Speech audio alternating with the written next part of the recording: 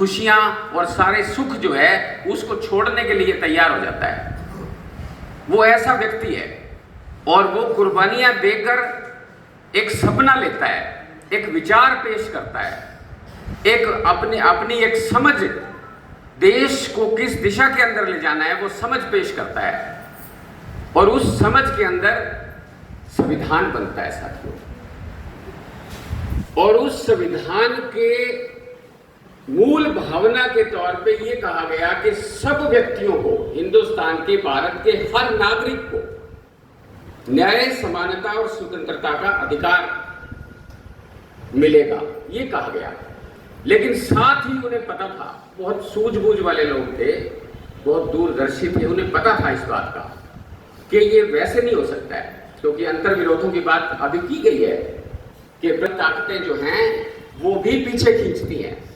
और आजादी के आंदोलन के अंदर भी दो विचार, एक विचार तो न्याय, समानता और स्वतंत्रता हर आखिरी आदमी तक पहुंचाने की बात कर रहा था, लेकिन दूसरा विचार ये नहीं मानता था।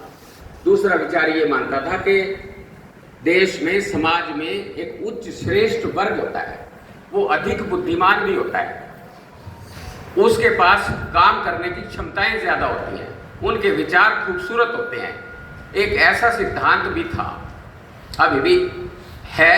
अब जो सबसे बड़ी चुनौती है वो यही चुनौती है कि मनुष्य की वो कल्पना जो है करते हैं जो वैज्ञानिक आधार पर टिकी हुई कल्पना नहीं है। विज्ञान ये बताता है कि सभी मनुष्यों के अंदर सोचने की, विचारने की, काम करने की क्षमताएं बराबर है, लेकिन परिस्थितियों के अनुसार वो घटती बढ़ती रहती है, उनमें अंतर आ जाता है। अक्ल और बुद्धि की कोई बहुत ज्यादा भेद की बात नहीं है, लेकिन दूसरी तरफ कुछ और कहा जाता है। तो ये जो एक इस प्रकार की स्थिति के अंदर से हमारा संविधान निकल के आया, जिसमें न्याय, समानता और स्वतंत्रता की बात की गई, उन्हीं संविधान निर्माताओं को ये पता था कि ये बात लागू तब हो सकती है, हमारा प्रजातंत्र असल में सफल तब हो सकता है जब वैज्ञानिक दृष्टिकोण पैदा हो। जो वेदप्रिय जी समाज शास्त्र को, सामाजिक विज्ञानों को प्राकृतिक विज्ञानों के साथ जोड़ने की जो बात का इशारा कर रहे थे, वो यही बात है। दरअसल हमारे संविधान निर्माता विज्ञान की ताकत को समाज के साथ जोड़कर देखना चाहते थे कि हर मनुष्य के पास, हर नागरिक के पास वैज्ञानिक मानसिकता अगर नहीं है तो प्रजातंत्र और न्याय, समानता और स्वतंत्रता का विचार नहीं टिक सकता है। तो बुनियादी जरूरत ये महसूस की गई और इस कारण से संविधान ने ही ये जगह बनाई कि वैज्ञानिक मानसिकता की देश के अंदर एक पूरा का पूरा वातावरण तैयार होना चाहिए और हर मनुष्य की मानसिकता वैज्ञानिक हो। उसके बाद फिर 1958 के अंदर साइंटिफिक पॉलिसी रेजोल्यूशन आता है और फिर उसके बाद ये सारी की सारी डिक्लेरेशंस की चर्चा आपके बीच में आती है। और ये जो काम हो रहा है, इस कारण से ही जो हमारा राज्य है वो नागरिकों को इस दिशा के अंदर ले जाने की बात कहता है।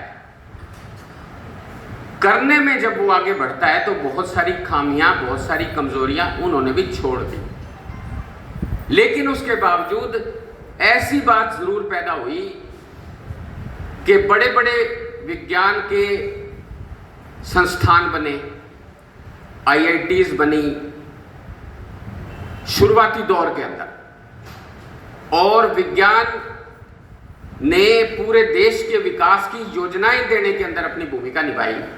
वैज्ञानिकों के साथ वो विमर्श करते थे, समाज वैज्ञानिकों के साथ विमर्श करते थे, विकसित देशों के वैज्ञानिकों को बुलाते थे। ये जो पंचवर्षीय योजनाएं बनती थी सारी, इन पंचवर्षीय योजनाओं को बैठकर कुछ नौकरशाह नहीं बनाते थे, इनके अंदर वैज्ञानिकों की बहुत बड़ी भूमिका थी।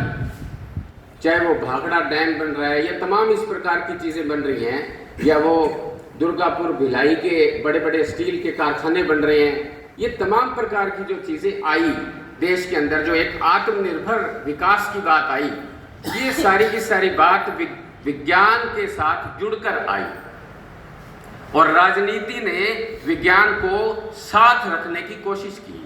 क्यों? क्योंकि वो नज़रिया, वैज्ञानिक दृष्टिकोण उसके साथ जोड़ने की बात उसमें शामिल थी। और साथ में राजनीतिक एक इच्छा शक्ति जो होती है वो ये ज़रूर थी कि विज्ञान का इस्तेमाल लोगों के हित के लिए होना चाहिए। शुरुआत की बात मैं कर रहा हूँ कुछ वर्षों की, और उसी के अंदर ये वैज्ञानिक दृष्टिकोण भी साथ साथ फले फूले। अब नेहरू की बात आई है, नेहरू तो बहुत राजनीतिक रूप से बहुत व्यस्त व्यक्ति था।